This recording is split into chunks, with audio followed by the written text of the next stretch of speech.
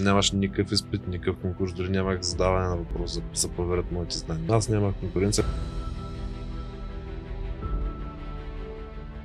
Имам опита от 2 болници. Когато бях имаше интервю за работа, което си като нормално интервю за работа. Аз съм кой си, съседи какви си желания да работя тук и съседи каква си професионална подготовка. Общо това беше по-скоро като интервю за работа. Без изпит. Нямаше никакъв изпит, никакъв конкурс, дори нямах задаване на въпрос да се проверят моите знания или нещо подобно. Почнах с специализацията в малка част на болница и прехвърлих моята специализация в друга болница. Така и в частната болница, там вече беше интервю за работа. Когато прехвърлих с 6 месеца, беше след спечелване на конкурс. Тук конкурса вече тогава как протичаше и обявяват се специализанти. И мисля, че протича така на повечето места. Обявяват се на сайта на болницата, и не само на сайта на болницата, мисля, че и в МОН, че ще има конкурси по какви специалности, свободни места по какви специалности. Самото обявяване на факта, че ще има конкурс, ви дава 30 дни, в които може да подадете документи за явяването на този конкурс. Те са стандартни. Мисля, че е мотивационно писмо, диплома, стандартни неща, че въобще може да се явиш там свидетелство от Българския лекарски съюз. Стандартни неща, нали? Че един вид не си някой чужденец, примерно, който дори няма диплома от Европа.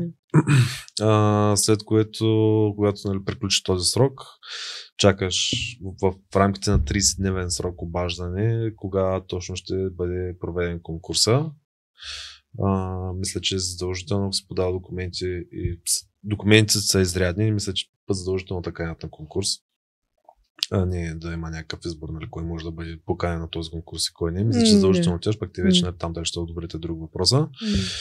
Колкото там беше, че в смисъл ти знаеш, че имаш поне 30 дена да се подготвиш за този конкурс, ако си подава документи в първия ден. Точно като свършиш конкурса, дори да се обадят да ти кажат утре да си на конкурс, поне 30 дена знаеш, че си ги имаш. Колкото обаче, че ако си подава малко по-късно, те буквално имат правото наистина, свършва конкурса, обаждат се и ти казват утре си на конкурс, си няма някакво време допълнително да се подготвиш. Там идеята е, че ти кандидатстваш за някаква специалност, имаш вече понятие от това. Но конспектът ти го дават, когато се обадят, ти кажат кога ще е конкурса. Тогава ти има си конспект. Има си конспект. Или поне в нашия случай имаш конспект.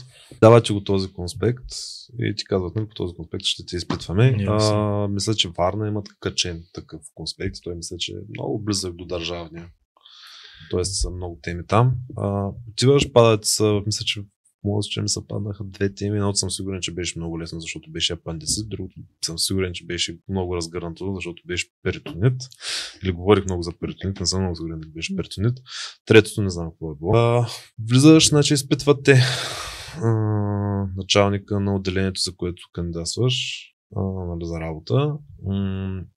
В моят случай беше заместник директор на болницата, не знам директор дали трябва да е там, в моят случай беше заместник директора, секретарката на директора, човешки ресурси, още един лекар имаше, който беше там, който не помня вече кой беше тогава, но помня, че не беше в нашата специалност. И мисля, че имаше още един човек там. Много хора са.